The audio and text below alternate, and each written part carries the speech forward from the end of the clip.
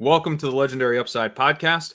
My name is Pat Carrain. Today I'm joined by Davis Mattek and Jakob Sanderson for a Dynasty Mailbag podcast. Guys, how's it going?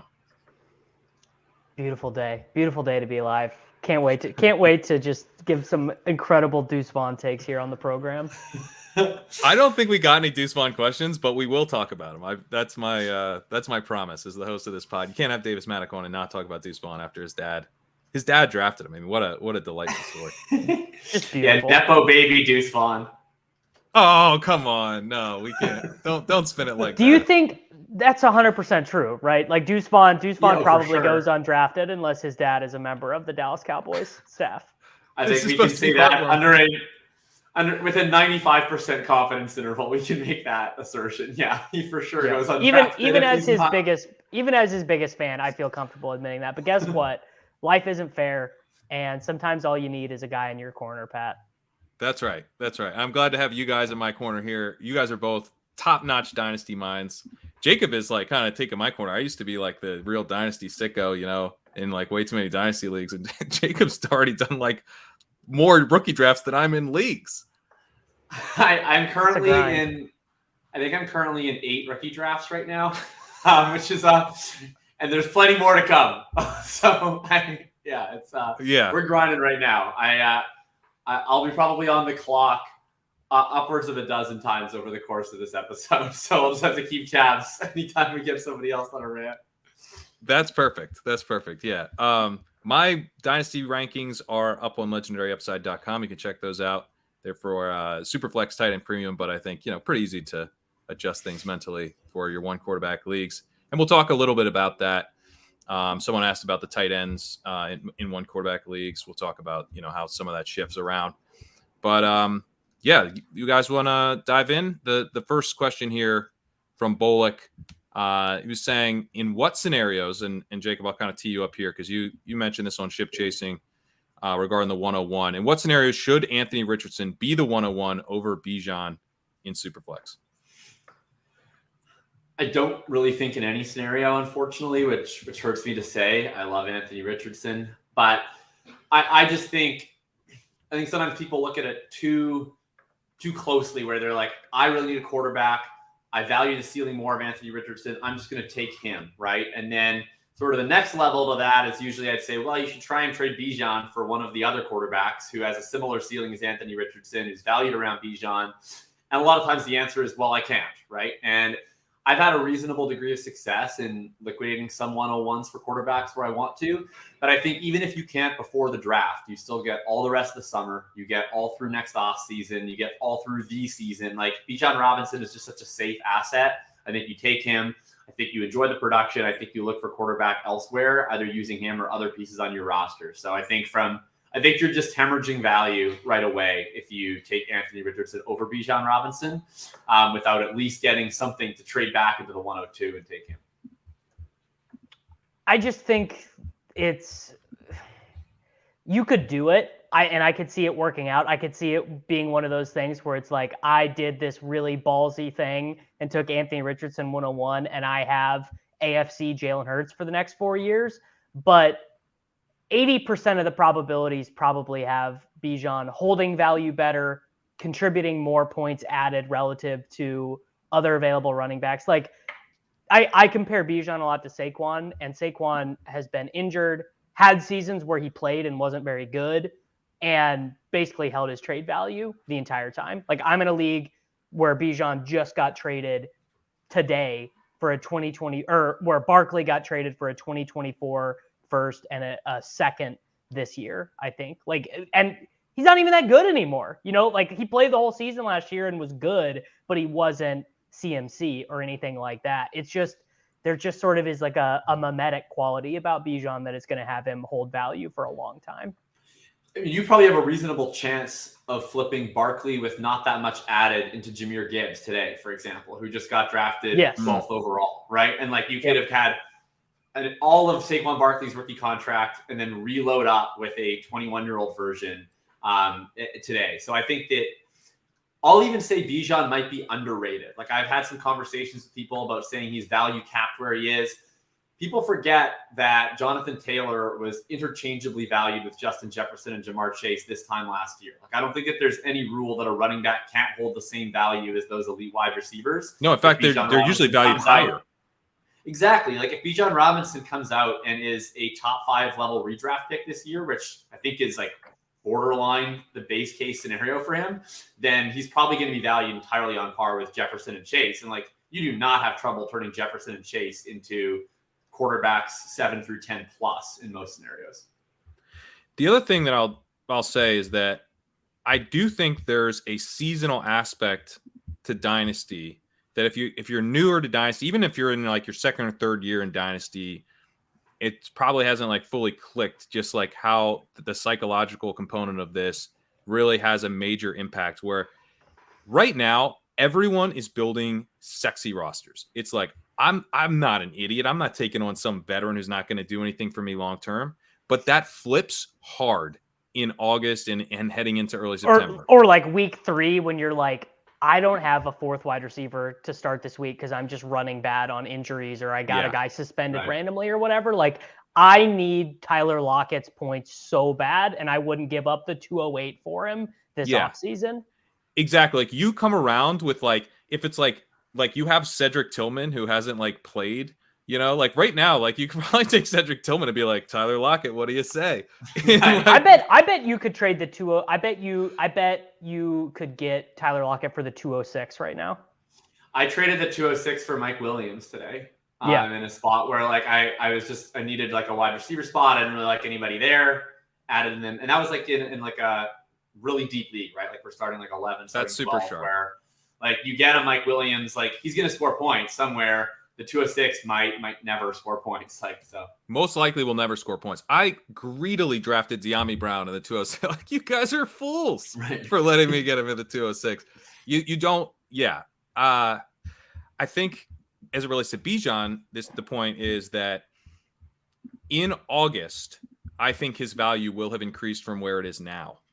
Before he even plays an NFL down, I think there will be a increase in his value, because as a community, the market, in a market based game, things will shift when we start thinking about our teams more like redraft teams, which always happens.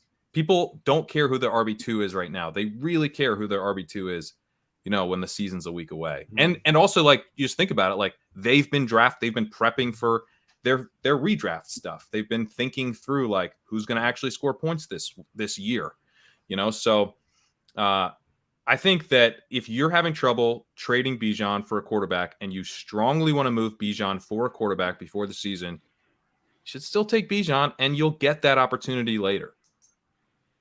Yeah, I agree. All right, let's move to. I should probably have gotten an Anthony Richardson defender on the pod. We're too much agreement on it.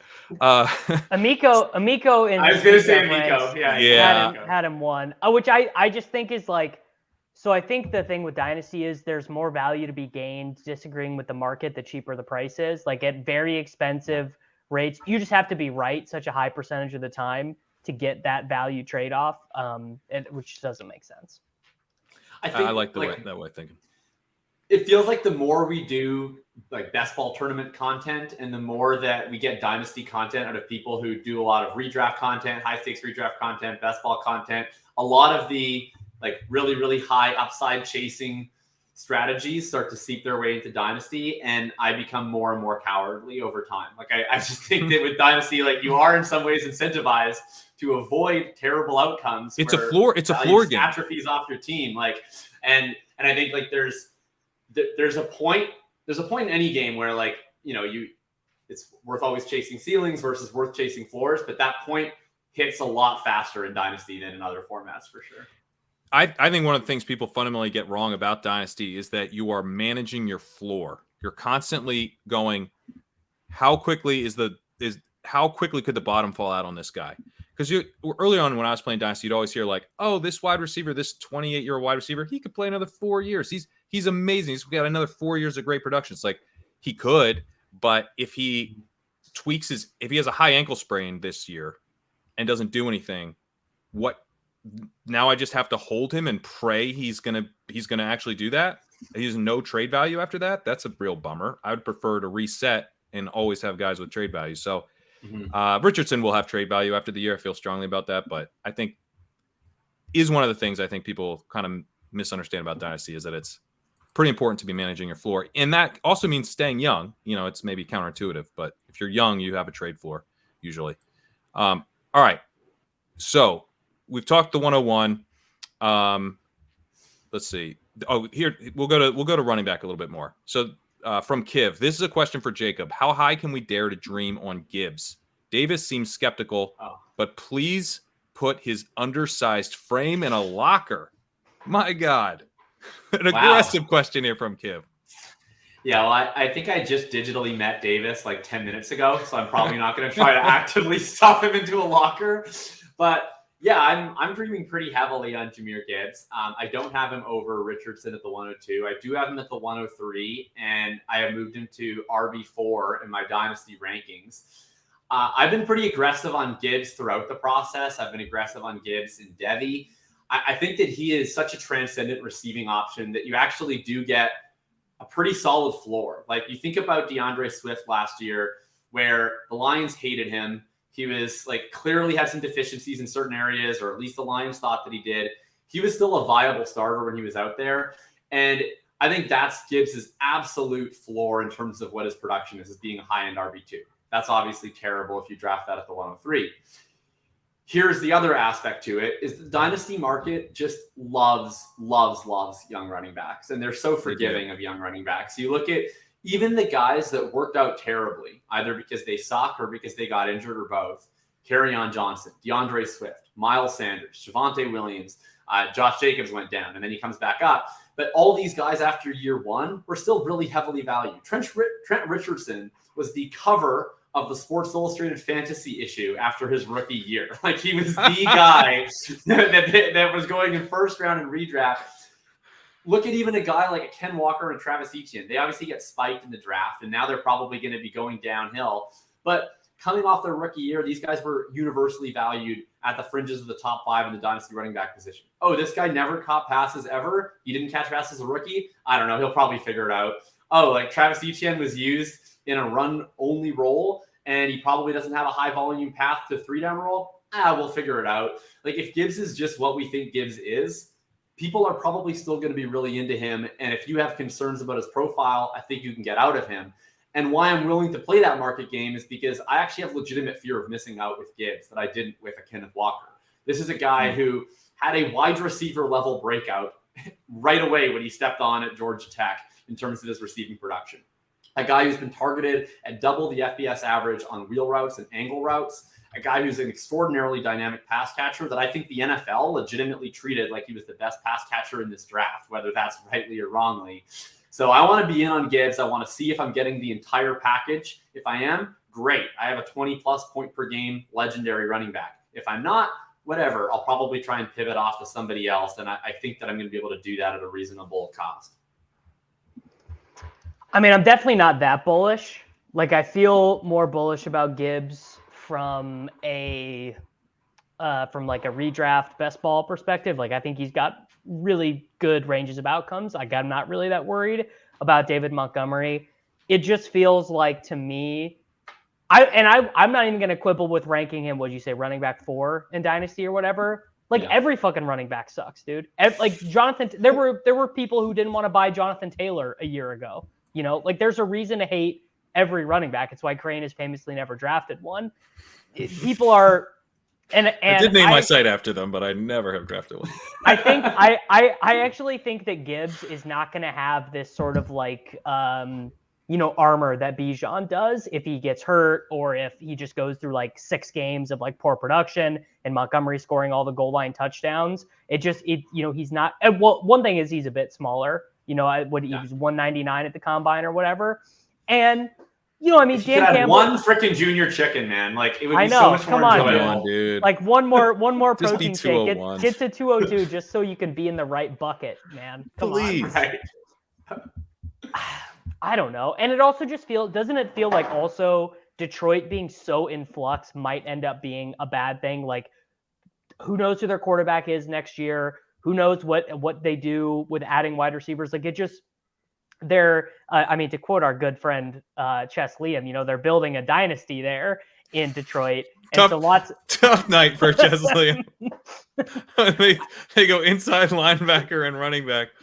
Yeah, I don't have, and I think the commenter also is just responding to how much I did not want Kansas City to take Gibbs, which I think would have been a nightmare. Like, I have no issue with Gibbs, the player, no issue with ranking him running back 4. I just think, like, honestly, in Dynasty, I kind of prefer to buy guys in like the running back 12 to 18 range, because it's like you expect that guy to lose, like to just go to 0 sometimes anyways. But the like, if you want to get Gibbs right now, like 103 in a draft or whatever, and Gibbs is like, this is non-superflex, obviously 105 in superflex or 104, you're like, so that person's going to make you pay, right? But if you want Dameon Pierce right now, the person who took him, it's like found money. Like, when they took him, they did not foresee this in the range of outcomes. So they'll be like, yeah, sure, whatever, I'll take Jahan Dotson for it, or just whatever, you know. Like, it's so much easier to acquire those running back 2 types, which is just a long way of saying I have no problem with Jacob's opinions. I just don't like buying running backs, and I don't like spending premium assets on running backs. I think that's fair. My slight pushback, and sorry, Kat. Go ahead, Jacob. Sorry. This is like going to get really into the nerdy levels of Dynasty stuff, but I don't know if you've ever spent a lot of time looking at Dynasty VORP curves and like the value over replacement over like start 10, start 11 leagues, etc. One of the unique parts of Dynasty versus redraft is like the olds become so much more appealing, right? Like in redraft, you're like, oh man, I have to draft this like wide receiver who has like no legitimate upside in round 4. Like, you're doing these like dusty, like the Brandon Cooks, a great example, where in best ball last year, I'm like, there is nothing on this earth that could compel me to take a late round 4 Brandon Cooks on FFPC. But in Dynasty, it's like, oh, I can have Brandon Cooks, who's going to have a 22% target share and give me probably locked in wide receiver 2, wide receiver 3 production, and I can get him for fucking nothing. Like, that sounds incredible, right? So because that baseline production is so available, that the replacement level starters are so much cheaper, I don't really want to be in the middle where I'm getting these like young players that aren't going to be producing at massively better rates than the veterans who are those replacement level starters. I want to really be taking my bets on the guys who I think have a chance at like the 20+ point per game legendary upside, as some might call it. And Gibbs to me strikes me as that possibility. And it may not happen. I don't think it'll happen this year for certain, but I want to be taking those shots. So I'm a little bit more enticed to spend all the way up on a Gibbs type versus certain guys. Like, I don't know, like I'm thinking of guys like Ayuk's and Pittman's and Jerry Judy's and those kind of like young guys who are going to be producing about the same as the old guys, just over a longer period of time. Like, I want to get out of those assets in Dynasty. I just think those are inefficient stores of value, so that I can take more shots on the Gibbs types. And I also just love the line spot, right? Like, we have, for at least this year, we have Ben Johnson, we have Jared Goff, who loves to check it down. He's just so excited to check that ball down to guys.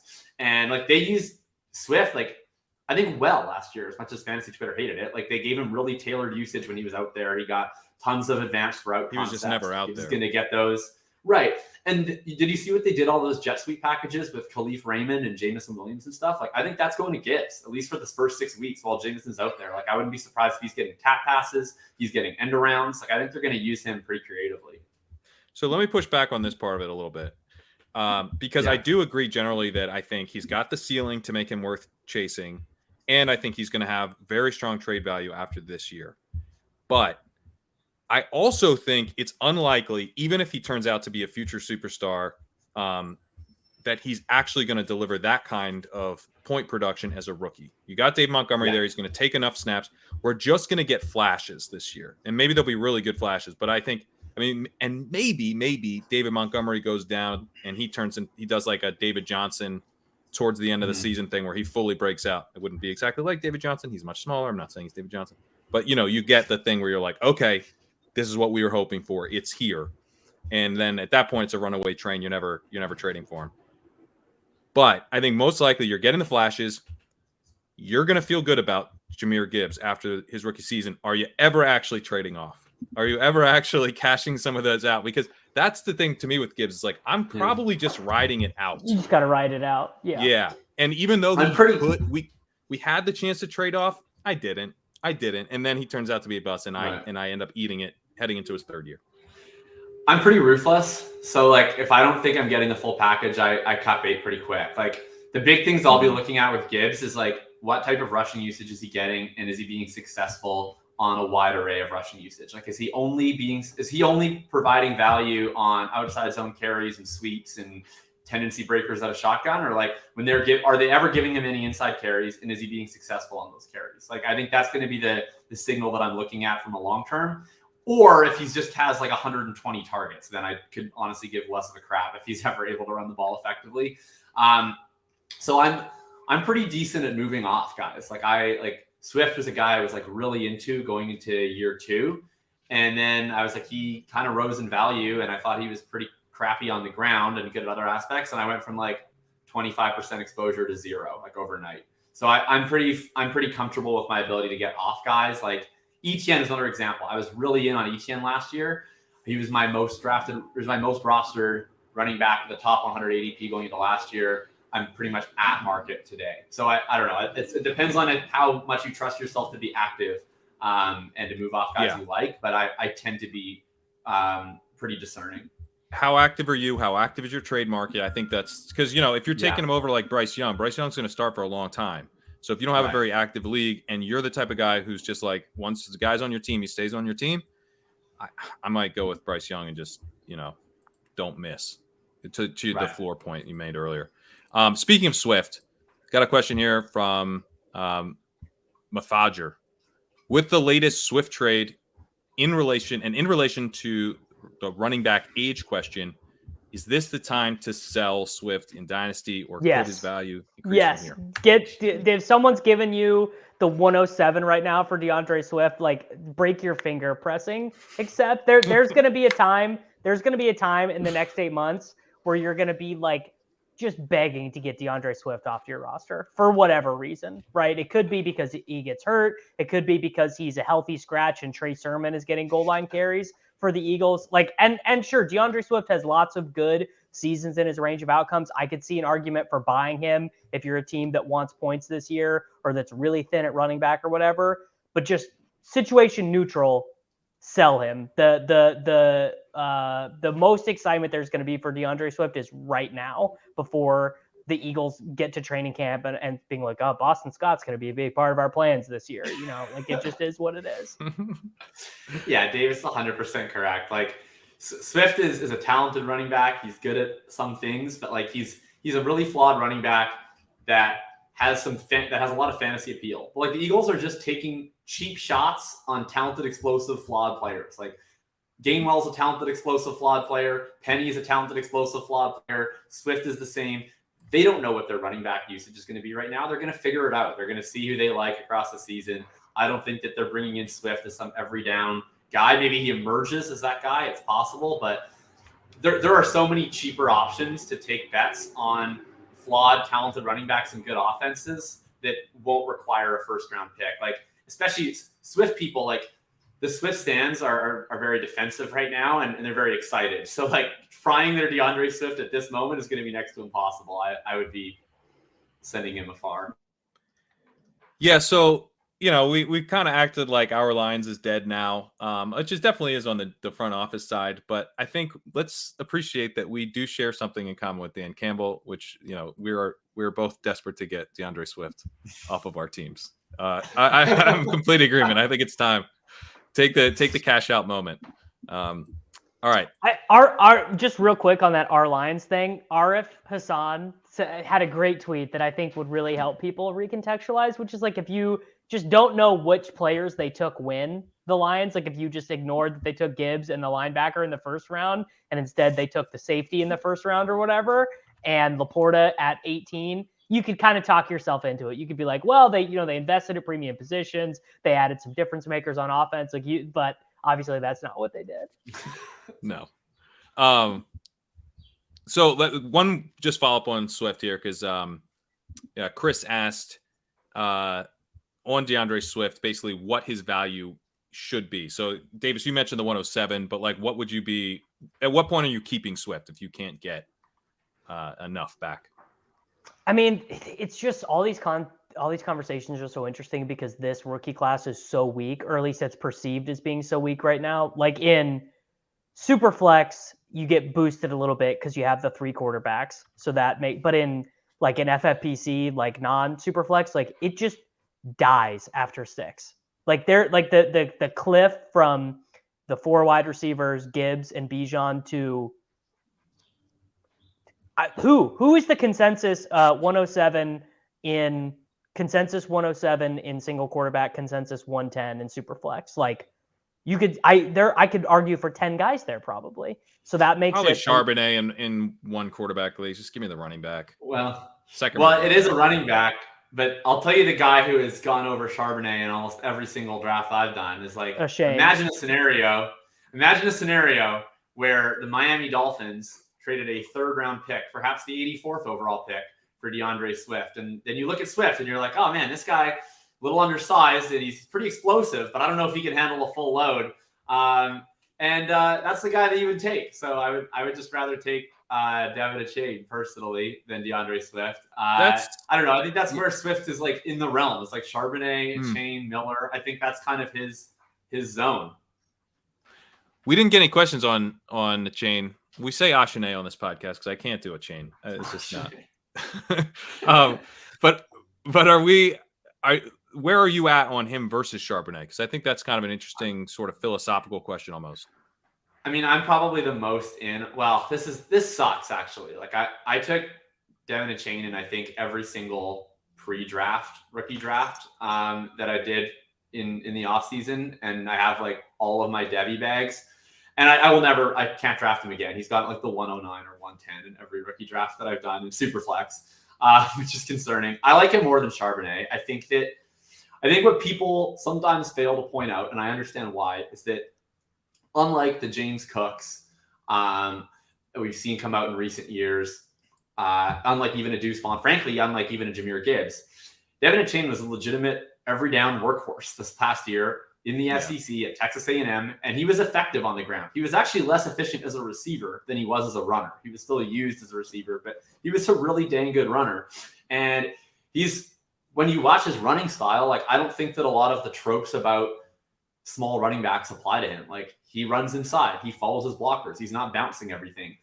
It just kind of comes down to whether the NFL will believe in him as that and give him an opportunity. He got the nut landing spot for it. I think he's actually a more 100%. Effective rusher than Zach Charbonnet. I think he's a better receiver than Zach Charbonnet. He got a much better landing spot than Zach Charbonnet.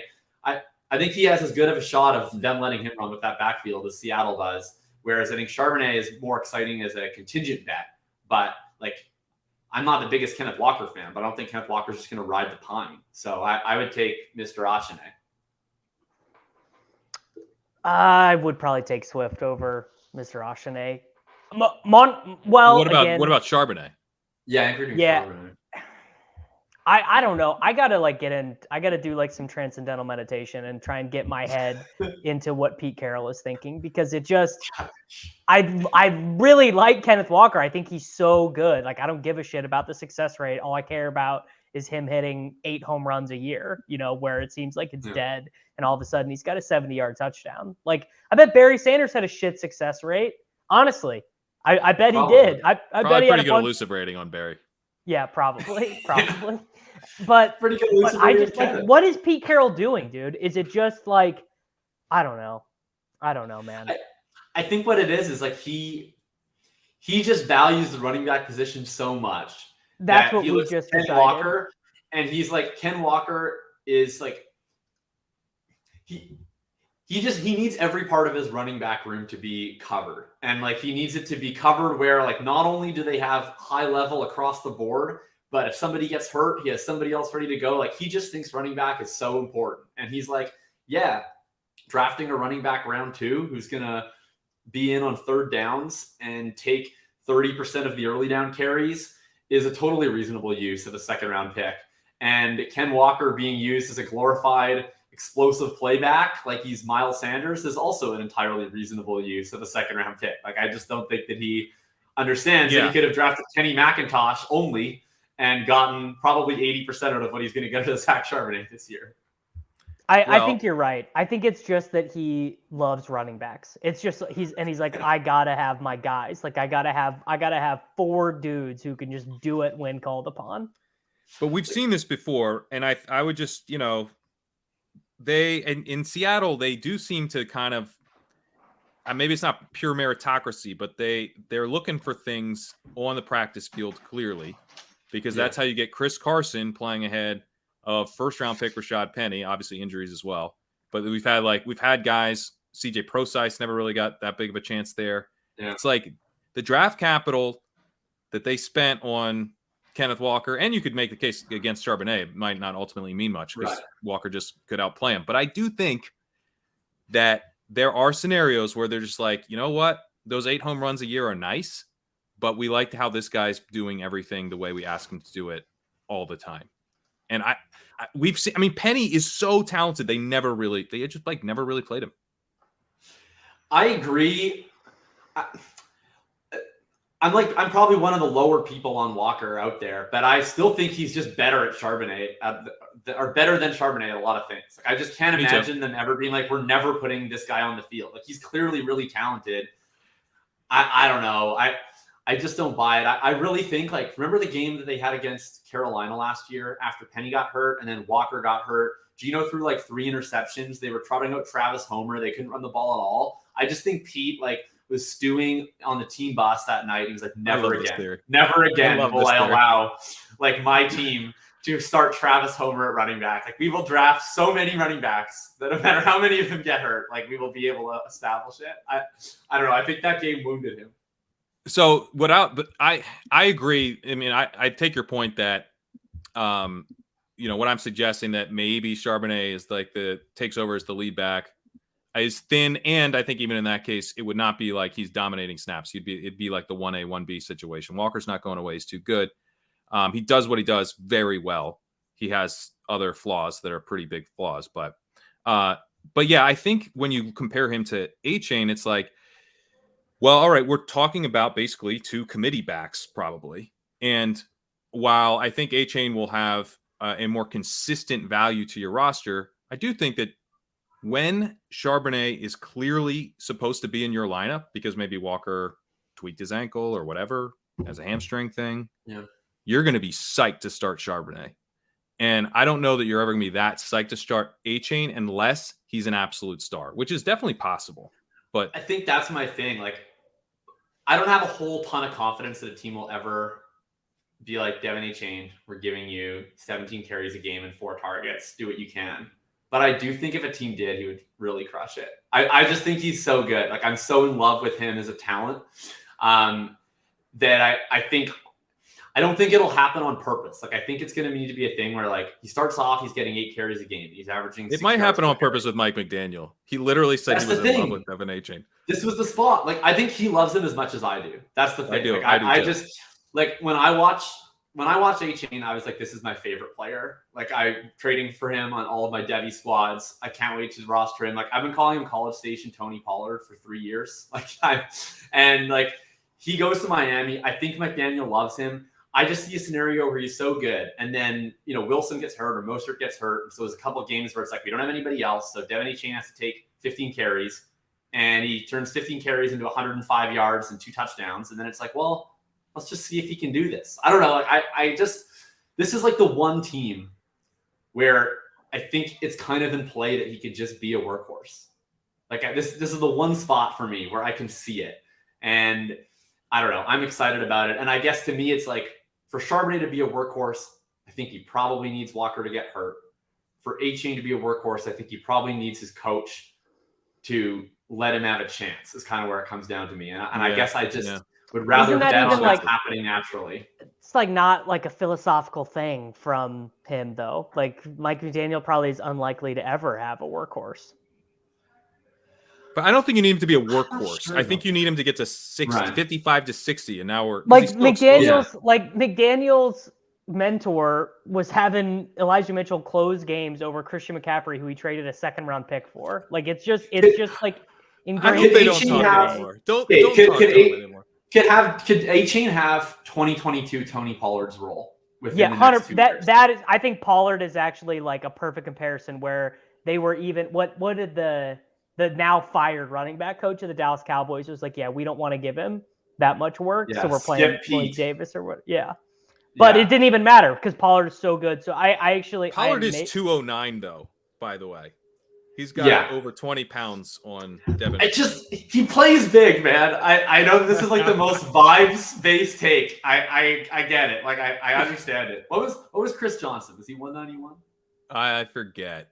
I think he was in the 190s. I don't know, man. I've never seen a player at Achane size who plays the way that he does.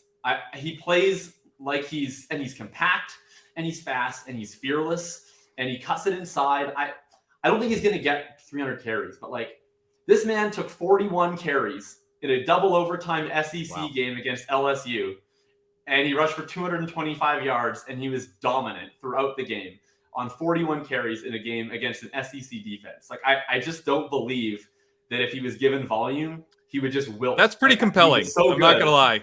That's like I might move him up in my dynasty ranks. I'm so persuaded by good vibes-based analysis. Like some people are bad at vibes-based analysis, but if the vibes-based analysis is good, just sell me. Like that was a vibe. That was really a vibe. I think I just went from being out on Achane to in on Achane. I think I did too.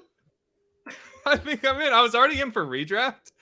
For best ball, for best ball, it feels like a better in best ball running back, but I think I'm literally my dynasty. My best ball Achane bags are like I'll be paying Vancouver rent for the next several years on my Skolansky box from Big Board Devon Achane shares. That's my hope.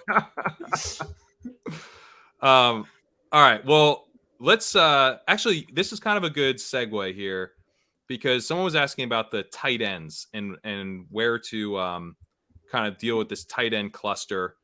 Where are you guys kind of putting this?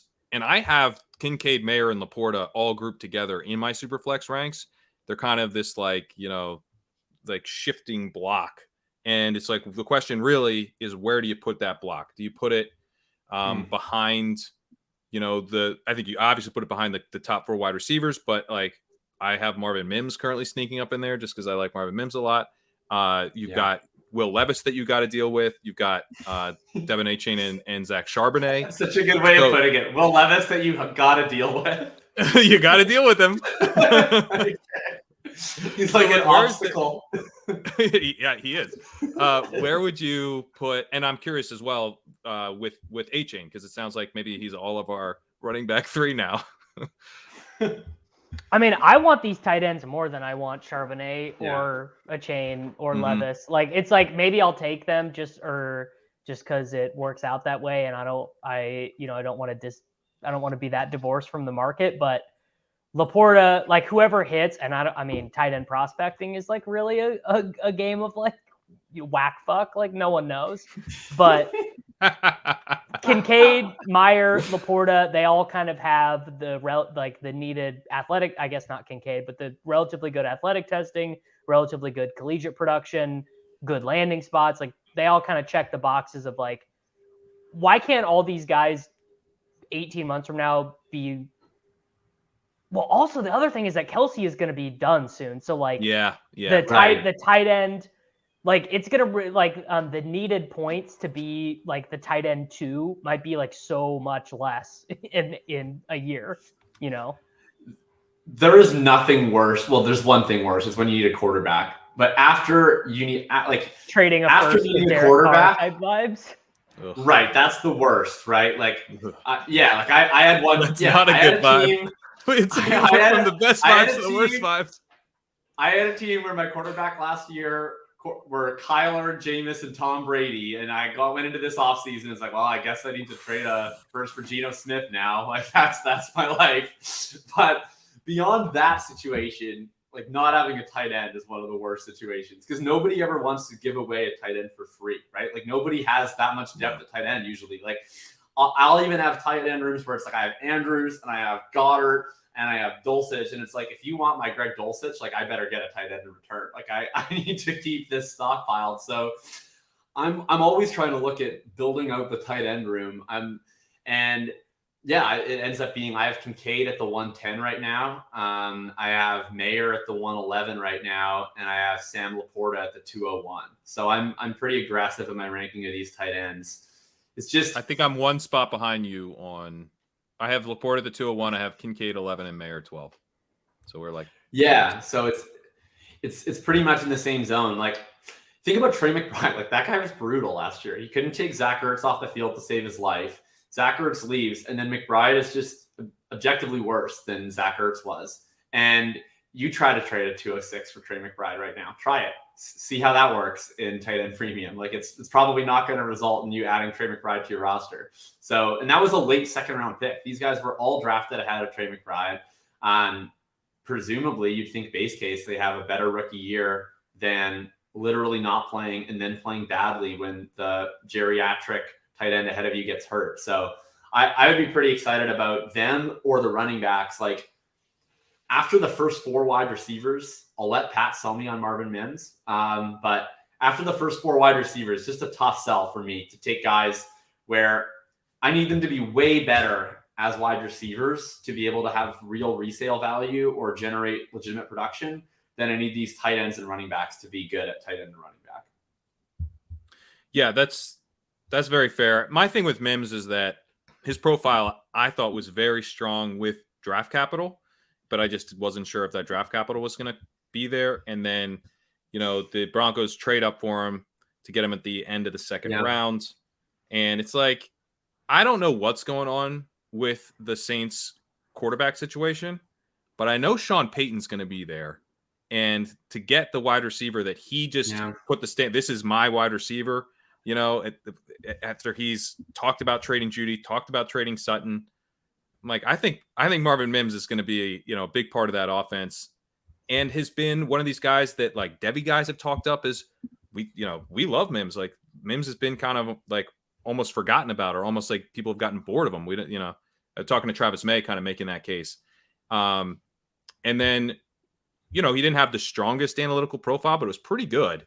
And now with second round draft capital, I mean, maybe you're just like making a bet of I've got to be right a little bit here with Mims, but like, it is the type of bet where I'm confident. Just like, I think Mims is really good, and I think he actually has a ceiling as a second round wide receiver with a really good profile. Can you explain, like, where's the volume ceiling? I guess my fear with Mims is that and maybe this is just bad vibes based analysis, but I think like I've raced past the warning signs on these productive field stretchers before. It seemed to never benefit me in the past, where like I think of De'Ami Brown, I think of KJ Hamler as guys where their profile looks good in a vacuum, but they're high ADOT guys, doesn't seem to translate to a high volume role in the NFL. And then I wind up being dissatisfied. Like, do you see something in Mims where you think he's going to be able to earn like over 0.2 targets per route run and run all the routes? That is, yeah. I mean, I think the issue is like you're worried he's like a KJ Hamler type of guy. I mean, he can be better than KJ Hamler, but I guess my fear is like, I don't know, like I'm trying to think of a good example, but like, can he be Brandon Cooks, or is he just like, I think he can be Brandon Cooks. Okay. Yeah. Like, I mean, Brandon Cooks would be he's a great plate first, right? That Brandon Cooks would be he's not as good a prospect as Brandon Cooks was. And, that outcome would be like a huge upside type of outcome. But I don't know. I mean, he's really fast. He's sub 4.4. Yeah. He was productive. He's got sufficient size. He's 183. I mean, what's Garrett Wilson, like 181? So like, he's not so small that I think we should be like using it to lower his ceiling. If he's really good. Windhorse pointing meme. The Denver Broncos hate Jerry Jeudy, but they picked up his 5th-year contract option. Yeah. Windhorse pointing meme. What if they did that to make him a more attractive trade asset so that the team gets 2 years of control, and all of a sudden Marvin Mims is just Jerry Jeudy? Yeah. I mean, that would be great because I think the other wide receivers on Denver are not very good. So that would be tremendous.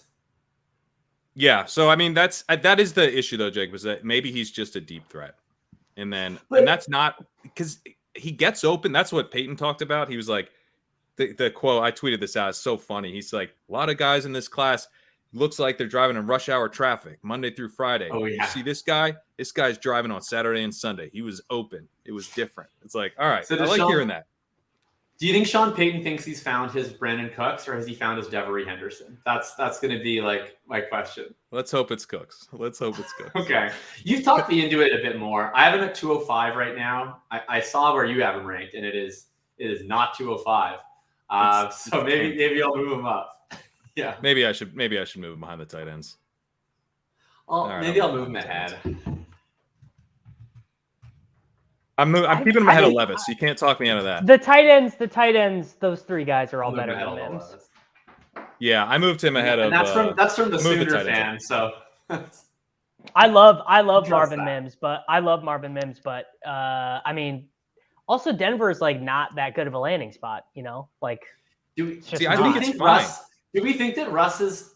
What would we wager the chances of Russ being good again? Because coming off of last season, I was actually pretty optimistic for the bounce back. But talk about bad vibes-based analysis. The vibes have been really bad since Sean Payton has come in and like made it clear, at least in my eyes, that he wants to establish the run and set his team up to move on from Russell Wilson if he's not extraordinarily well behaved. But how is that bad for Marvin Mims? Sean Payton, who is, I think we all agree, is a very good offensive coach, is like, Russ, one shot.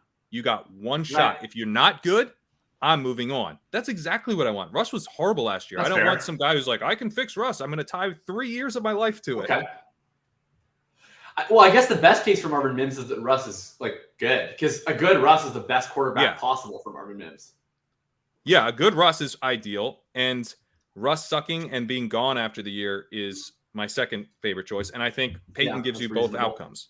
There's no outcomes where Russ sucks and is there next year, because Payton's base. It's pretty clear that Payton took this job with the idea of, this is my show. So yeah. All right, you've talked me into it. I'm going to move him ahead of Will Levis. All right, we've agreed to move him one spot ahead of Will Levis, which is where he sits now in my ranks as well. Isn't Will Levis just like fancy Josh Dobbs at this point? Like, what are we thinking? No. What are we thinking is going to happen for him? Like, the NFL clearly, they told us all this fan fiction about, oh, Houston likes him more than Stroud, and it just was all fake. All of it was fake. It was all made up. F, Mary, kill. Will Levis, Desmond Ridder, Jordan Love. Marry Jordan Love. Fuck Will Levis. Desmond Ritter's got to go. He don't have it. That's correct. Ritter's. I mean, there's like I'm marrying Jordan Love, but I will stand here and I will fuck Desmond Ridder. That man gets to throw to Drake London, Kyle Pitts. He has Bijan Robinson pulling the safeties up. Jacob, let me tell you something. You're going to have a lot of time. You two are going to have a lot of time to fuck, because Ryan Tannehill's going to Atlanta. That's the guy who's throwing all those dudes. you and Ridder can hang out for as long as you want. I mean, Will Levis, have you seen the Titans depth chart, man? Like, Will Levis is going to be out here throwing a Racy McMath for his one NFL chance. Like, no, thank you. Hey, man, don't do Burks like that. I like Traylon Burks. All right, whoa. Jacob just dropped off. Jacob's, I think his computer probably died. He just moved into his house. Or he just really hates Traylon Burks. Davis, are you around? Can you hear me? Yes. Okay. All right. Chase Brown. Let's talk Chase Brown. Jacob's back. Chase Brown, we got a question on him. I think this is a pretty interesting one, because opportunity-wise, Chase Brown landed in about as good a spot as anybody. You know, let me be the cold water then. Oh. I liked Chase Brown better when he was named Travion Williams, and I like Travion Williams better when he was named Chris Evans. Wait, Davis, I've got to remember that guy. Remember Rodney Anderson? Yes. Oh, yes, yeah. I do remember Rodney Anderson. That's I remember, Sooner, isn't it? He was a Sooners transfer, but yes, he was a Sooner. He was a Sooner at one point. So the thing is, I think this is just a bad example of fantasy football nerd fan fiction, where we're like, okay, we liked him as a prospect. He checks X, Y, and Z box. And the far more likely scenario is that they just retain the services of Joe Mixon. Like, we keep wanting Joe Mixon to not be on the Bengals roster, and it's May 1st. The draft came and went. He's still on the roster. I don't think you need Joe Mixon to be off the roster. I think if Chase Brown is just, I think if Chase Brown can be the number 2 running back If he's behind Joe Mixon, right? Like, give me 211 for a rookie contract number 2 back behind Joe Mixon in a top 5 offense, and with no obvious satellite back on the roster, and I'll just wait for the Joe Mixon injury and get the RB8 for 2 weeks, right? Like, if he has this season, if he has the same season that feels Benjamin had optimistic last to year, me. He's not that good of a prospect. He was athletic, but he's old. It's like he's also not that big. I don't think he's like 209. I don't think he's not a three down workhorse type necessarily. But I don't think he needs to be a 3-down workhorse. Like, this is why I might even prefer him with Joe Mixon on the roster. It's like, I don't think he's a team's intentional 3-down workhorse, but I could see the Bengals being like, yeah, we're going to keep Joe Mixon, and if he gets hurt and we have to just feed Chase Brown for 2 weeks, that's okay. Like, could he have the Eno Benjamin season from last year without Eno's the Kingsbury and getting cut, right? Like, where Eno is like a backup, and then Connor gets hurt, and they're like, yeah, like, we don't want Benjamin to be our feature running back, but he can be for 2 weeks, and you get some usable production, and then Chase Brown. So our best case scenario, our bull case is Eno Benjamin. Yeah. That's what I think he is. Aren't you excited? Aren't you excited for Eno Benjamin? Or Alexander Madison, he could be too. Well, Madison is a smash. If you get Madison at what Chase Brown costs right now, that's a smash. I've been taking a lot of Chase Brown. I'm fine with it. I'm fine with these guys. Like, I like the handcuff running backs to an extent. Like,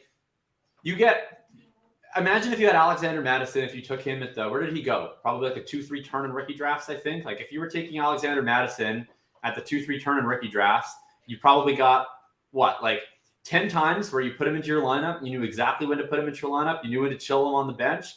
70% of the time he hit for you. You could probably still sell for the 206 today.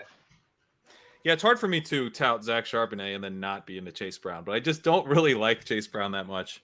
Yeah, that's fair. At 211, I don't have any issues with it at all. I think maybe I'm going to be more into him in Dynasty than in Best Ball, because it seems like in this question they were asking, what if he gets up into the 12th round of Best Ball drafts? And for me, no way. I'm out. Yeah, but as a late second round pick in like Superflex, where like the other thing about Superflex is the leagues tend to be a lot deeper, and so having those guys that you can actually slot in, like using your roster as the waiver wire a little bit, is very helpful.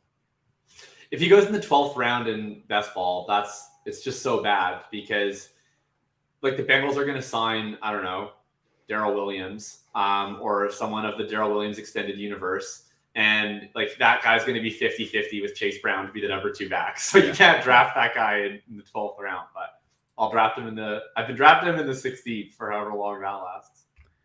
So Steph Miller asks, what is decent value if I sell Mixon right now in Superflex, the flip side of this backfield? I think I'm just keeping Joe Mixon. Mixon's probably a good buy right now, honestly. Yeah. What do you send Joe Mixon? Davis? I'll send the 206 for Joe Mixon right now. Absolutely, I would send the 206 for Joe Mixon. Yeah, I think I'd do that too. On a good team. If my team sucks, like, what's the point? But if Joe Mixon stays a Cincinnati Bengal this year, like, what's your median outcome? 16 points per game for a year, and like 15 points per game. Yeah, maybe 15. Sure, 15 points. 14 to 16 points per game. Right? Like, you're getting a fringe RB1 probably. I think Joe Mixon could have a better year than last year. Samaje Perine's off the team. Like, that's true. Are they going to use Chris Evans or Chase Brown on third downs? I don't know. Not using Chris Evans. We know that. Right. They're not using Chris Evans. That guy is barely even a kick returner. So I think Joe Mixon could be a low-end RB1 this year. And we just talked about how depressing the early second round is. Like, I don't know if Joe Mixon has 16 points per game this year, is that more value over replacement in what percentage of scenarios than Kendry Miller's entire career? Like 70% of scenarios? Yeah, what a bummer. You're right, but stop it. Stop doing what you're doing. Like, you can, at the 206, you can either draft Rashee Rice, or you could draft Travis Etienne's backup, or you can get Joe Mixon. Rashee Rice? Yeah, you should have picked Jaden Reed, dude. Stop. Up. You got to know your audience, man. Come on.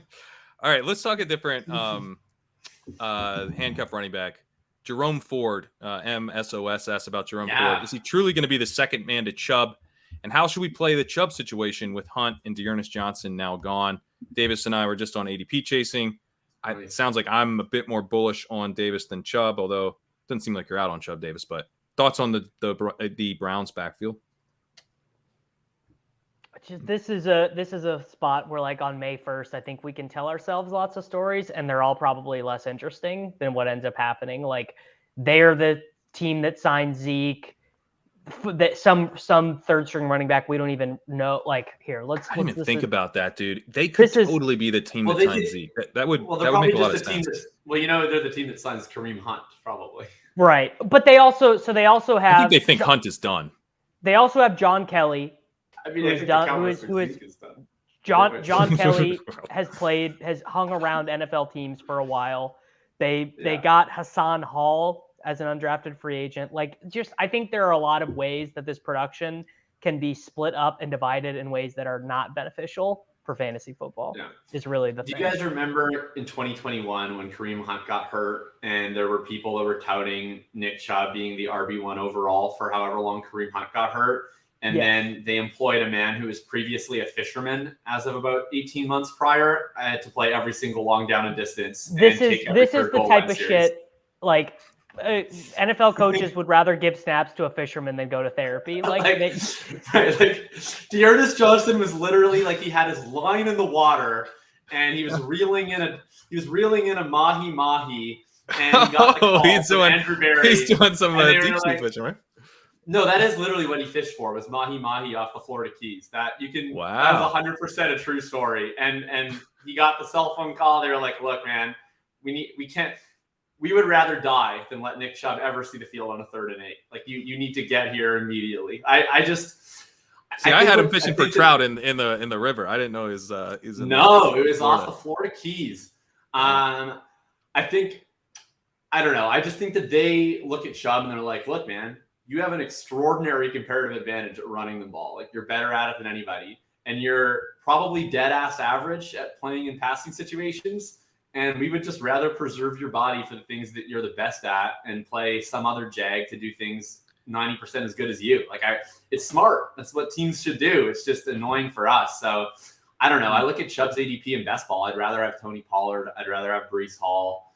I think I might rather have Ramondre Stevenson. That was the guy that I'm working on my best ball ranks right now and pulling it up. I have Tony Pollard and Breece Hall ranked above Nick Chubb, but I have him ranked ahead of Ramondre Stevenson, and Kyle Dvorak was actually prompting me to. It's like, dude, come on, believe in your guy. So that's what I'm gonna have to think about. But I'll buy Chubb in Dynasty though, because I think Chubb is so good that I'm willing to, like. I don't know. Would anybody be surprised if Nick Chubb is 30 years old? He's still averaging 5 yards per carry. I wouldn't be surprised. Did we just invite Evan Silva onto the program? Like, did Jacob just go like full, like, say what you want, but he's the best pure rusher in the NFL? Like, say what you want, but he is the best pure rusher in the NFL. Well, second best. Hang on, Pollard is getting 300 carries this year. Of course, I'm having technical difficulties not be able to do this. All right, Jacob. How do I turn your camera off? That's what I'm trying to do. Turn your camera off, Jacob, for this bit. I can't figure out how to do it. There you go. All right. Jacob, should we trade for Nick Chubb in Dynasty? How do I get my camera on? I can't figure it out. I don't know. Look, I can't get my camera on, but say what you want.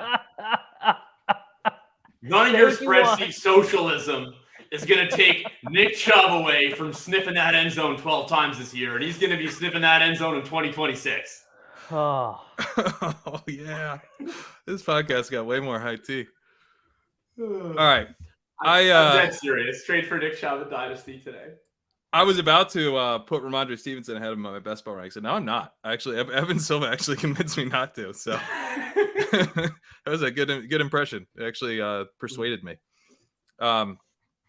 I have lost my place in these questions, but let's see. Let's go to wide receiver. Maybe we'll circle back to running back if I find the running back question I had before.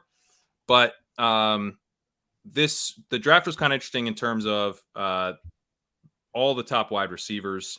So this is Bullock asking, would be interested in your all three of our rankings of the first round wide receivers. Is JSN still a tier above Quentin Johnson to the Chargers, moving the needle for any of us? Hot take. Everyone's already told me I'm stupid. Like Leone and I just argued about this morning. I think taking Addison over JSN is defensible. No one else agrees with this, but I think it's pretty defendable. Weren't you a noted not in Dynasty liker? Yeah, I didn't really like him, but I also not really into JSN either, relative to what the hyperbole. Like, he's good. I don't think he's got legendary upside. I don't think we're gonna live in a universe where JSN goes 11, 119, and 2 in week 3, and people are tweeting JSN Dynasty wide receiver 1. Like, I don't think he's quite that guy. And Addison just nutted his landing spot so hard. Really? He did for best ball, but I think he's always going to be capped. He's a capped asset in Dynasty. Sure. That's true. I guess I haven't really gotten past, I haven't really thought past just being like, I don't see any way this guy doesn't score like 190 PPR points minimum year one. Because I agree with the idea that that you could take Jordan Addison over JSN in best ball, because hitting the ground running, Addison could be that guy in a big way. And I like Addison a lot as a prospect, but I'm betting on JSN long term. I think he has a chance to emerge as the clear number one guy, even with DK Metcalf there. Eventually. It's probably year 3 from, it's probably going to take him 3 years to do it, but I think he could do it. What's so wild is like these landing spots feel almost identical to me to the 2020 landing spots, where you got Addison is like landing in the Jefferson slot, where it's like, oh, like he's going to be the ready-made number 2 wide receiver from day one. And JSN's to me is so indicative of the CeeDee Lamb spot, where he was the guy that people were hyped on coming in as the top wide receiver in the class. And then he goes to a place where he's probably not going to run all the routes year one, but he's still probably the best guy. You're going to see those flashes. He's next to an ostensible other number 1, in this case being DK Metcalf, kind of in that Amari Cooper ilk. And then Johnston kind of gets like the Rager spot, where it's like, oh, we got this young quarterback with the cannon arm, and he could be the long-term number 1. Obviously, we didn't know at that time that Carson Wentz was the worst. Or that Rager was the worst. Or the Rager was the worst, yeah. Double worst. It's interesting. I had Addison over QJ coming in, and I've been fending people off trying to get me to move QJ over Addison because they see that as the not landing spot. I agree that's the best landing spot of the 3 from a long-term perspective, but I don't know. I think it's JSN still for me. You look at how CeeDee Lamb was treated in that rookie year. He was never scoring at a particularly alarming rate, but people saw what they needed to see. They saw that he confirmed their priors. People were like, he'll pass up Gallup's bum ass eventually, and he'll probably pass up Cooper eventually after that. I think that's what we're going to kind of see out of JSN. I'm probably on the more optimistic side with Geno, and I think that he can actually keep this up and run a pretty functioning offense over there. Yeah, I would keep JSN in a tier of 1 among the wide receivers. It's unfortunate that he went to a spot where, like, I thought in a good landing spot, we had a pretty reasonable opportunity for him to be a year 1 fringy wide receiver 1 if he was the prince that was promised. And that's probably not the case now if he's going to run like 75% of the routes. Agreed. Yep. Any thoughts? So Addison over Quentin Johnson for all 3 of us then? Yeah. Yes. And then do you guys is there anyone who would put, I don't think the Flowers over Quentin Johnson and Addison conversation isn't really there, right? I mean, I had Flowers at 3 pre-draft, but I even put there, I was like, I'm just breaking a tie, and we'll see what happens with landing spots. And obviously, Quentin Johnson's landing spot is exponentially better. Yeah. Okay. Let's talk the second round NFL draft wide receivers. Question here from RBP. In particular, the guys who we were kind of surprised about, like Jaden Reed, Rashee Rice, Jonathan Mingo. Thoughts on those guys? And Davis, tell us why Rashee Rice is finally gonna work. Yeah, please. I mean, I can't, obviously. It's just like, But imagine if you're me and you spend the last 4 years being like, Hardman's finally going to happen, and now he's a Jet, and then you go all in on Sky Moore, you take him in all these leagues, you take him at the 107, you take him at the 108, and he goes to dust, and then you're like, I learned my lesson. I'm not going to do it again. And then Rice, rookie year, right? Just immediate breakout, right? Long touchdown in his first game. He's the punt returner, and he doesn't muff every punt. He's got a good, like, just imagine. So it's like, even if I can't even tell myself in my heart that he's going to be the guy, I could not live with myself in a world where he hits and I'm not, like, massively exposed. So I will just simply be Charlie Brown and the football. Like, you know, it is what it is, and I've made my peace with it. Yeah. I was listening to Ben and Sean during the draft, and Ben especially was really bummed that the Chiefs took Rashee Rice instead of someone that we think might be good. And I feel the opposite. I am so grateful that they took a guy who I think is a total bum, because this only goes one of two ways. Like, if the market is going to be like, hey, we just did this with Sky Moore, and this guy's even worse than Sky Moore, then great. I'll take my free flyers. And if the market pumps him up, I'm so content to allow other people to take him out of me. So I just feel like either way, this is a win-win situation. I'm here for it. Like, last year it sucked because it was like I liked Sky Moore enough that I didn't want to envision a world in which I didn't draft a bunch of Sky Moore, and that led me to do deeply irresponsible things and chase him up the board to places he had no business being. So you and me both. Yeah. 2 wise. 6 games. Yeah, so I think it's I'm grateful to the Chiefs for drafting Rashee Rice. Like, if they drafted Marvin Mims, like, I'd have to take out a second loan, right? That would be a problem. Yeah. I'm with you there. I agree. Yeah.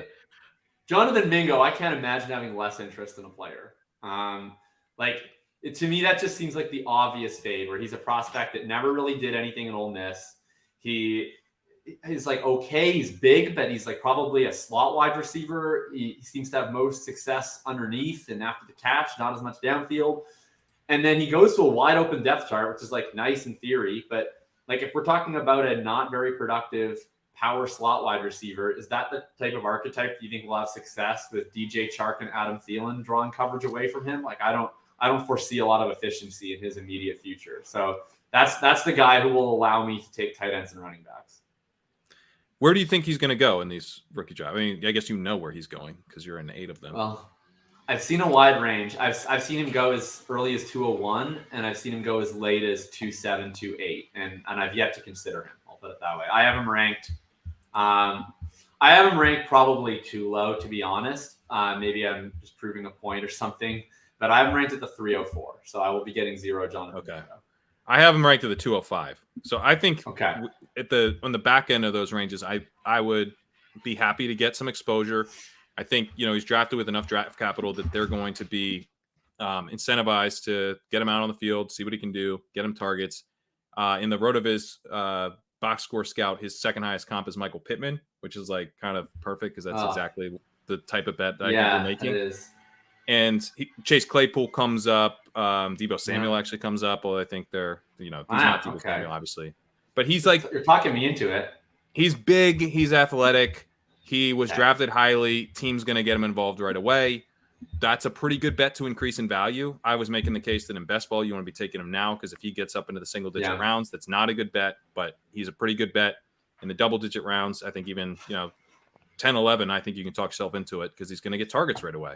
So high target rate and playing time is basically my whole argument. And he is very athletic. Like, if we're going to make exceptions for dudes who don't have the profiles we want, size and athleticism and draft capital is the things we want to be looking for. So you have him solidly over like Jalen Hyatt, Jaden Reed? Oh, yeah. Because, I mean, look, the target upside. Jaden Reed has the same draft capital, also is a pretty open depth chart. I like him a lot more as a prospect. Like, he has a more impressive production profile to me than Mingo. Yeah, it's probably better. He had the great freshman year, but he fell off in his final season. He's a fifth-year guy, and he's not that big. He's like probably a slot receiver. So, Yeah, but he gets some rushing work too. I'll think maybe I'll move him up over Hyatt and Reed, especially maybe Hyatt. Like, I don't know. Maybe I'm lingering too much on like the where Hyatt was supposed to go versus where he actually went. Like, there's probably not that defensible of a reason to have Mingo behind Jalen Hyatt. That's something I can change. I think the other thing too is like if you're in a league where no trades ever take place, I'm much less interested in you selecting Jonathan Mingo because I don't think he's very good. But I think if you're in liquid dynasty leagues, and you should be, like, that's the whole fun of being in a dynasty league is trading and everything, and and it also makes it way more easy to win the leagues because you can use that to your advantage to target players who will have trade value in the future. Right. But Mingo does strike me as a guy who people will be interested in. Once they see that he's very likely to get targets or is getting a lot of targets. Maybe this speaks to my like bench building philosophy, but like I would just rather take Chase Brown, to be honest, than Jonathan Mingo. Like I would just at least Chase Brown is a guy where it's like I just know exactly when I'm starting him, and I know that he's probably going to provide value over replacement when he's in my lineup. Whereas Mingo, like, feels like it's like I don't know, like, is it a success if Jonathan Mingo is Nico Collins? Because Nico Collins, I think, would be a success, and I guarantee you I could trade Jonathan Mingo. I guarantee you I could trade Jonathan Mingo for Nico Collins today extraordinarily easily. And I think Nico Collins would be a wonderful outcome for Mingo. It's just a matter of determining what you're trying to do with the resource. Like, but these type of like small win type moves are like, that's not really how you win leagues, I don't know. I think getting a Mingo, like, he could be Pittman is basically what I think. I think he could be Pittman. If he can be Pittman, that's a gigantic win. Pittman's profile isn't much better. It's like it's also a second round profile sucked. Yeah, and I admittedly I don't think I drafted Michael Pittman a single time. I didn't either. I was like, this is the easiest fade ever. Give me all the Visca. Yeah. Give me all the I did pick Higgins, thankfully, but it was like skipping. Pittman was the guy I was skipping. I wanted Ayuk, I wanted Visca, I wanted Higgins. Yeah. I wanted Rager. So maybe a little. Let's stay a little humble is what I'm telling myself. Yeah, that's a good point. The draft capital is almost a first round level. It's pretty big. All right. Question on draft strategy and psychology when drafting. Are there any players you will not draft no matter what? How do you get over bad burns and biases from players from previous seasons? You don't.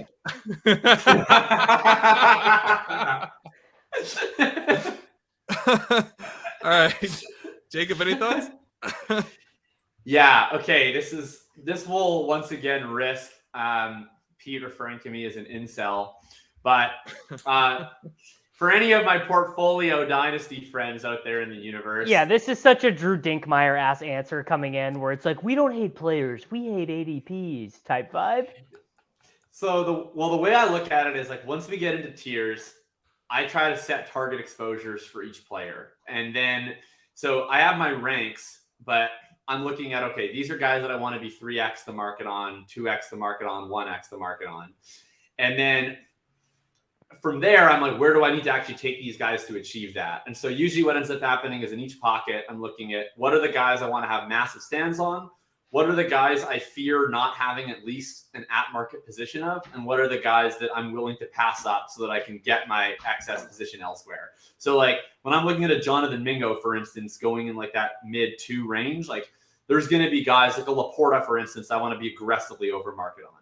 And then to me, a guy like Rashee Rice, for example, is a player where like I don't really want, but I don't want zero of. Like I don't like the idea of having 0% of a Patrick Mahomes receiver in a extraordinarily ambiguous wide receiver room.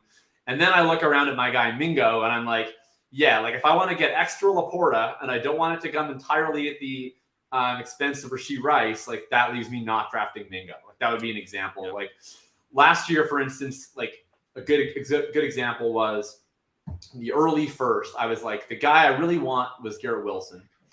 And then I don't want to be underweight on Burks, and I could give less of a crap about Ken Walker. So it was like, I'm just never going to take Walker over these guys, even though he has the higher ADP. I'm not going to take Wilson every time at 103, because if I did, then I would have like no Burks. So I'll kind of mix and match Burks Wilson, and then I'll always take whoever's left at the 105.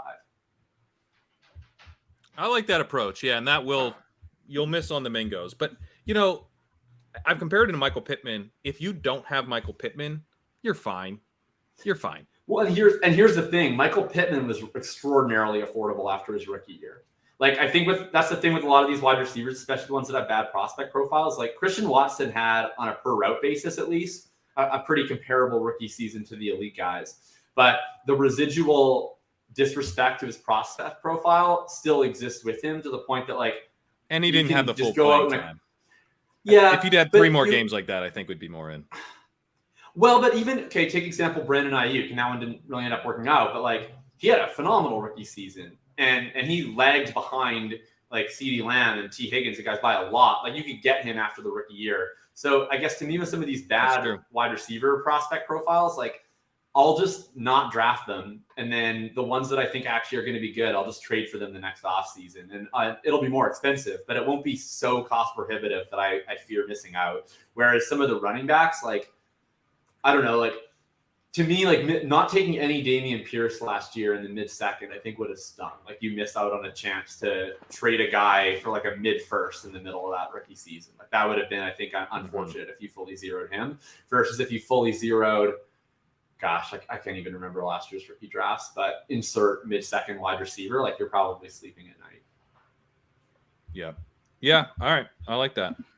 I think you've talked me out of Mims again. Or Mingo. Sorry. Never Mims. I would never talk you out of Mims. Never talk me out of Mims. All right. A question from Kiv. I'd like Davis to open up his third eye. Assuming both tight ends reach their... Maybe you should close your eyes for this, Davis. Close my eyes. Both tight ends have reached their 100th percentile outcome, okay? Laporta and Meyer. Not 95, 100th. Okay. Who is more valuable? Kyle Pitts or Darnell Washington? Oh, God. I think I need to get to like my 9th. My chakras are not aligned enough for this. It's Pitts. It's Pitts, right? Because I actually think Pitts, and it's a landslide, I think. No, because I get what this person is saying, because Washington is like, if he were truly to evolve into like a Voltron-esque Calvin Johnson, but 260 pounds, it'd be like there'd be nothing anyone could do with him, right? Like, imagine if Travis Kelce was 40 pounds heavier and 2 inches taller, you know?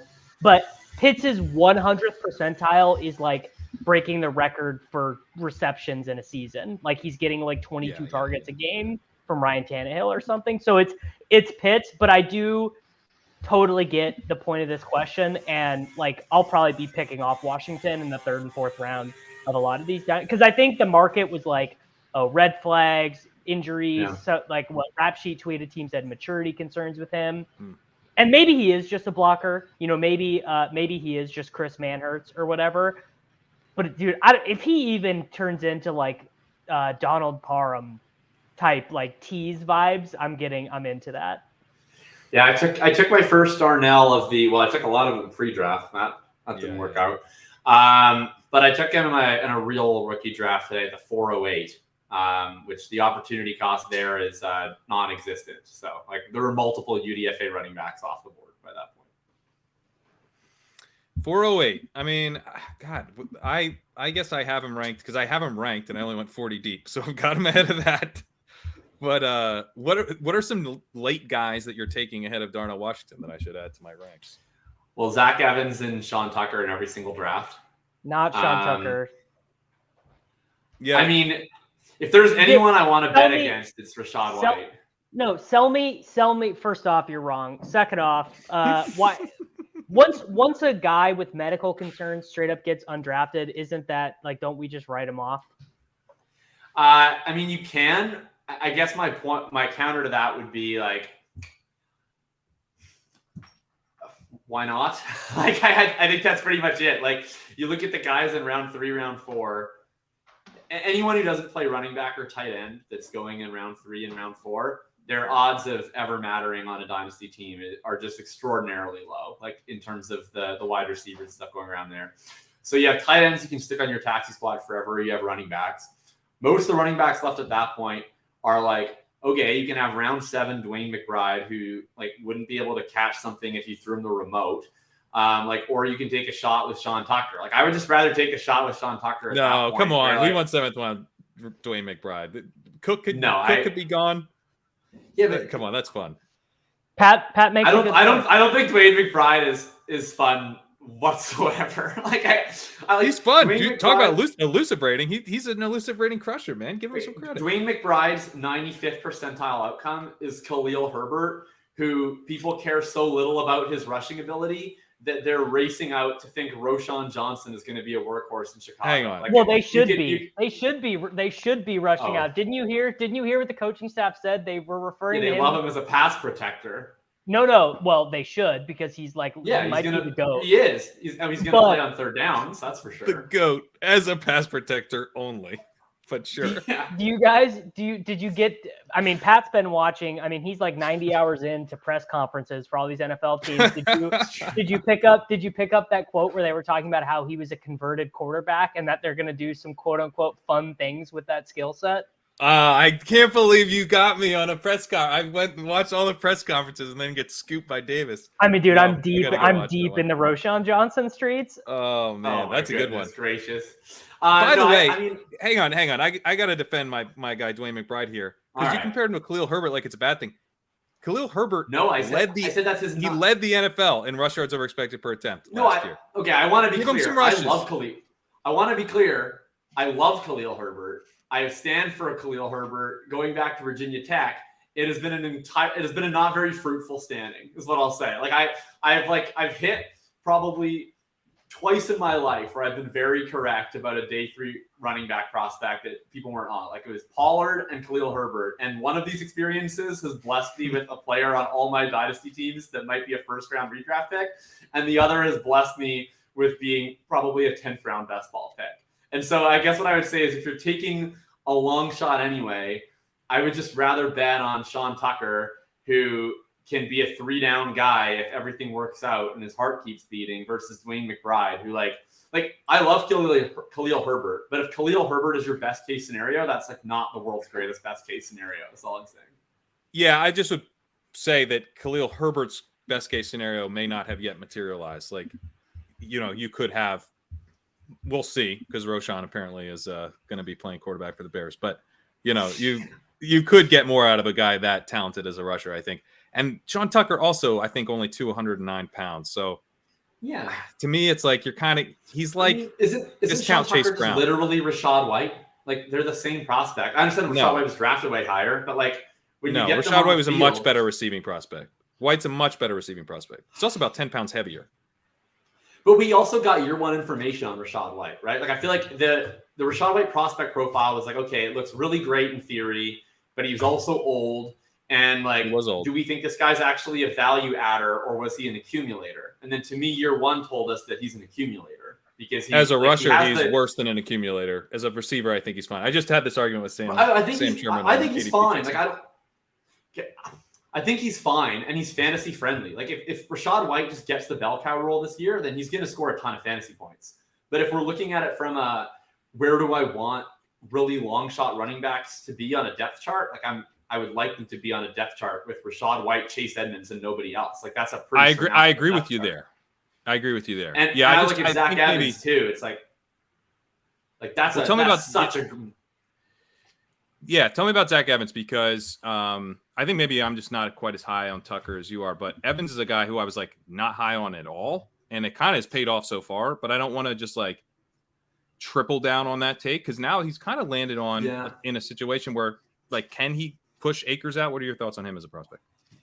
Well, so maybe you'll see this with both the Tucker and the Evans take, but I play Debbie.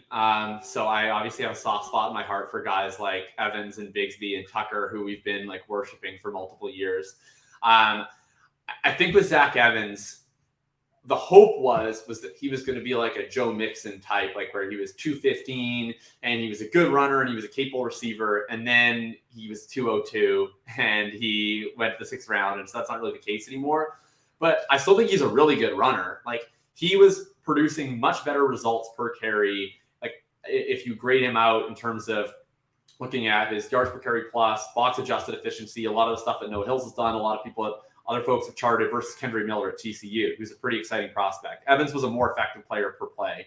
He goes to Ole Miss, and he doesn't get a ton of volume there either, but he was still effective per play.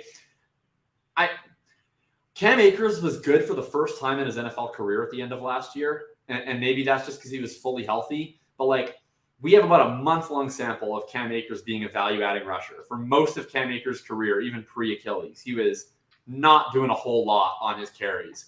And there's nobody else there. Like, Kyron Williams is entirely a satellite back. I think Zach Evans and also Tyon Evans, who's another UDFA running back that I kind of like, both get to go to a really wide-open depth chart with the Rams.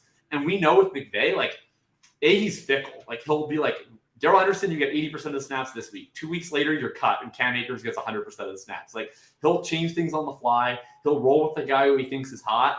And if he has a guy, he'll give them literally every carry. And we've seen him give guys that might not necessarily even be excelling in the passing game chances to passing game. So I'm interested in Zach Evans for sure. Like, that's a guy that stands out to me in the third round.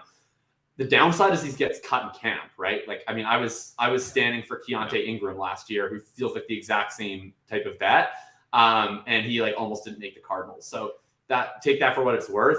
I just think from a pure upside perspective, like Evans and Tucker are guys who I think. Evans is a guy who I think is just good. Like, I think if you give him carries, he's going to be good at football. And then Tucker is a guy where I don't really know if he's actually that good, but he has all of the requisite skill sets to provide fantasy points if he happens to fall into touches. And these depth charts suck, and not just because of Akers and White. Like, nobody else is a good player on these depth charts. Yeah. All right, so there's a question here. Ben Cummins asked, what player that received disappointing day 3 capital are you still kind of in on? We've answered that question, Jacob. You and I have. I'm McBride. You've got a couple guys. Davis, talk about Deuce Vaughn. Well, I mean, the real answer is Roschon, but you can like, to be 100% serious, Deuce Vaughn probably never gets 20 carries in an NFL game, even if he makes the team and is way better than we think and doesn't get blown up in pass protection. It's probably Roschon is a good one. Some of these tight ends, I don't know. Can you tell me a little bit on Roschon? Is because the issue that I've had with him, especially even best ball rankings more so, is that like Foreman's there and Herbert is there, and they're both really good rushers. And so it's like, is there even contingent value here? Easiest way to get on the field is to be a good pass blocker. Easiest way as a running back. And he just doesn't leave. That's why DJ Dallas has never had one impressive moment in an NFL game, and is going to be on the Seahawks roster like for 40 years. You know, it's true. And I think you get him on the field. Also, I mean, like, Khalil Herbert was a 4th round pick too. Donta Foreman is making less money than the winner of Best Ball Mania 4. Like, it doesn't matter. Like, none of these guys matter to the coaching staff at all. Yeah, basically. I think Roschon's the 3rd down back this year, personally. That's my thought on it, which is fine. Like, it's not a bad, if you're a day 3 running back and you're projected to play 30% of the snaps year 1, that's probably a win in most cases. But like, Khalil Herbert's just so good. I don't know. I can't imagine a team that employs Khalil Herbert is excited to give Khalil Herbert's carries to someone else. Like, they might think he can only handle so many carries, but I think he's just going to keep getting those carries. He was awesome on them. Abanikanda is probably not dead either, just because he could be like Michael Carter could just be the 3rd down back regardless of what happens, and Abanikanda is the like for like handcuff for Breece Hall. That's my read too. Why is Michael Carter on the Jets week 1? I don't think he's on the Jets in week 1. Who's the other running back they have? Who would be the 3rd running back? Michael Carter lost his job to Bam Knight last year. I think he's going to lose his job to Bam Knight again. Like, I don't know. I'm just not even convinced that Michael Carter is a New York Jet. Like, they like, if you think about how they treated him last year, Breece Hall gets hurt. They have Michael Carter, and they were like, we got to sign for James Robinson. And then James Robinson's so bad they can't even activate him on game days. And then they're like, yeah, we're going to run Carter in a 3-man rotation with Bam Knight and Ty Johnson. Like, I don't know. I don't know if he's. I think I just saw Ty Johnson got arrested. Am I making this up? Breaking news. Him? Really? I hope wow. That's also Chase Brown, by the way, is Ty Johnson. He's the most Ty Johnson guy. No, he just got non-football injury. I made it up. I made up the arrest, but he is no longer on the roster. Non-football injury, not a Jet. Right. I just think, like, if you're capable of losing snaps to Bam Knight and Ty Johnson, nothing is assured for you. That's my only stance with Michael Carter. I buy that. I totally buy that. Let's talk about another day 3 guy from years past. Tyler Algier, question here. With Bijan being drafted, what should I consider for Algier? Is he someone I should be keeping as a flex in a keeper league? Someone going to send you a 2024 fourth round for him? If not, adios, partner. Tyler Algier is literally Elijah Mitchell. That's just who he is now. He's like a good NFL Tyler player Algier who is has not no Elijah path. Mitchell. Tyler Algier is done. We will never see him again. Wait, come on. He can't be Elijah Come Mitchell? on. Can he be Antonio Gibson?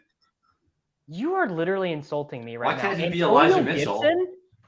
Why can't he be Elijah Mitchell? All right, you're the right. same He's not Antonio Gibson, but what I'm saying is can he be Chuba Hubbard? Could he be Chuba Hubbard? Sure, he can be Chuba Hubbard. There you go. Okay. There we go. I went far enough down the handcuff list. I mean, so it's like if he you was keep a Chuba Hubbard, keep Algier. He was a non-special player to begin with who just like kind of ambled and bumbled his he was 4.9 fine. yards good last year. He was good. He was really good. I don't care. Fifth round rookies earn nothing. Fifth round Michael Carter was good 2 years ago, and then he got benched for Zonovan Knight. He ambled and bumbled to a highly efficient rushing year. These teams just do not care. They do not care about that. I agree with. They don't care. I mean, I don't know. I think Algier can play. Like, he was PFF's highest graded rookie running back last year. He was really fantastic in all the RYOE stats and their derivatives. I think he can play football. Like, I look what's his tackling form like, Pat? Like, in reading your past conference reports, has he been a 4-down player, tackling dummy? Look, he's gonna be active on game day because he's playing special teams. He's gonna be. He's on the coverage team. He tackles so well. Well, except he isn't, right? Like, he was inactive week 1 last year because they used Avery Williams on special teams. I have no idea. It's just a bit. It's probably my favorite bit. It's a real bummer that this class didn't have any converted linebackers. All right. Couple quick fire ones. Malik Willis, droppable in Superflex. Dead. He's dead. So he's deader than dead. I think you probably move on. Can he convert to linebacker? Maybe. Thoughts on Deshaun Watson bouncing back? Elijah Moore is the only Deshaun Watson bet I'm making. Here's one about kind of philosophy. When it comes to end of first contracts / start of second contract running backs, guys who are 26 through 28-ish, what do you do with them? Are you selling for minimal value? You holding to ride out the valuable years left and take the sunk cost? Would you prefer to sell them before this point to avoid these situations? Absolutely 100% yes to the last one. But thoughts on the first part? Depends on the running back. Like, it just depends on what you're going to get out of them. Like, Miles Sanders, to me, is like an egregiously overpriced player in Dynasty right now, in the sense that I just think Miles Sanders is like, he's a placeholder. He's the guy that you put at RB2 and you feel good about your team because it projects to have 13 points at RB2 in week 1. And by week 7, Joe Mixon's going to has a sprained MCL, and you're extraordinarily excited to put Chase Brown over Miles Sanders in your RB2 chair, and you could care less if Miles Sanders exists. So that's the kind of guy where I just want to paying for certainty you don't out of them.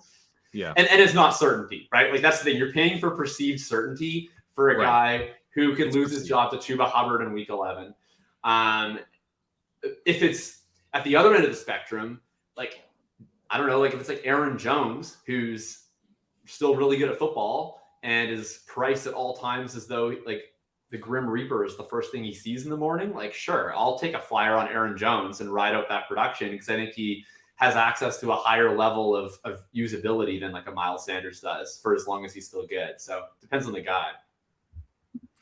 All right. Any thoughts on how to deal with a league that starts 9 from a league that starts 11 or 12? So basically deeper leagues versus shallow leagues. Obviously studs more important. Just ship and veterans I think are more important too. Like you're less likely to start Jordan Addison or whatever. So like if people are valuing first like normal, trade your first more often than you would in a start 11. Yeah, if you roster Jerry Jeudy in a start 9, you actually are sent to federal prison. If you there's just no excuse for it. Like you should always be. I think I might have. Floor does not. I think I might have an FFPC league. The floor just doesn't matter that much. Like you should absolutely be valuing guys like the Steph Diggs and the Tyreek Hills, the Christian McCaffreys way higher than you do in a start 11. You need to be valuing quarterback and tight end just way more in a start 9. than you do in a start 11. Like you should be selling the farm to have 2 elite quarterbacks and an elite tight end and just figuring it out after that. Wide receiver depth in particular, much more important in start 11. Depth in particular, and floor. It's the floor that you can deal with in a start 9 is much, much higher. Taking on more risk. You can take on much more risk. All right, 2 more questions here. Thanks for sticking around as long as we have a bit of a marathon pod. But all right, so this is kind of an overall strategy question. How do you approach a team that on paper can't hang with the top 2 or 3 teams, but it's toward the top? I've always had the mindset of going all out or trying to finish bottom 4. Are you shipping picks to go for it, or staying put and hoping the top teams begin declining with aging? You gotta just vibe and hope injuries and suspensions and crazy NFL shit goes there. Like trying to go all in and scourging the 10th and 11th and 12th place teams rosters. Nah, you gotta just vibe and hope to run good. Yeah, if you want my fully developed answer to this question, you could go to jakobsanderson.substack.com and read Market Principles of Dynasty. Don't let perfect be the enemy of the good, which is entirely about this exact question. So you're just vibing, or you agree with me? Like just vibe. Yeah, you want to have a chip in a chair. Like you want to give yourself a position to have a reasonable probability of winning for as many years as possible. You don't want to go all in and reduce, and you also don't want to be punting years if you don't have to. Like you want to just be giving yourselves a bunch of shots to win, and that's the way it goes. And you can always reevaluate in season. I won a Dynasty League last year with Antonio Gibson, I think, is my number 1 running back. And this was a 1 quarterback, pretty shallow, I think 21 roster spots. And I think it's 21 with kicker and defense, or it's 22 with kicker and defense. So, I didn't go all in clearly because I didn't ever find a running back. I mean, they're just like using dudes off the waivers, but my wide receivers are so loaded, and I'm good at tight end and I'm good at quarterback that it didn't matter. I'm going to share a little bit of data from this article. So on average, teams with a bye, you're seeing 32% of 1 seeds win dynasty leagues, 26% of 2 seeds win dynasty leagues, and then it ranges from 14 at 3 seeds down to 8 at 6. So if you apply that out in terms of implied odds that you normally see, the higher seeded playoff team is only winning 57% of playoff games. And so that means that either dominant rosters that are getting buys are still losing playoff games at a roughly 2 in 5 chance, or the most dominant rosters aren't always the one getting buys. And it's probably a mix of both. And so if you look at what your win equity is each year, any sort of strategy that embraces punting win equity, either now to be better later or later to be better now, you're going to have to make that up at some point. And it's hard to make it up because people think about building these super teams where they're unbeatable. You're not unbeatable. Like the maximum chance to win a dynasty league that you have week 1 of any year is not as high as you think it is. It's probably closer to 20 to 25%.